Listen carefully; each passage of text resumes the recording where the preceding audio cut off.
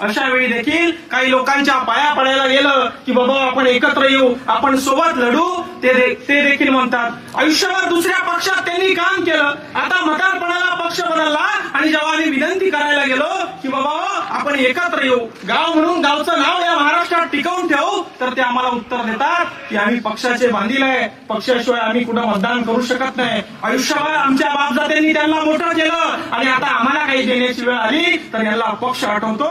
नागरिकाला प्रत्येक बांधवाला सोबत घेऊन काम करावं ही माझी प्रामाणिक भावना आहे. आणि म्हणून याच प्रामाणिक भावनेतून आज कचरू नाना साबळे यांनी या ठिकाणी बिनविरोध निवड यांची या जागेवर झालेली आहे. मी सर्व गावकऱ्यांच्या वतीनं, त्या ठिकाणी ग्रामपंचायतच्या वतीनं एक सरपंच म्हणून आणि इथं उपस्थित असलेल्या प्रत्येक नागरिकांचं त्यांच्या प्रती असलेल्या प्रेमापोटी या ठिकाणी त्यांना शुभेच्छा व्यक्त करतो.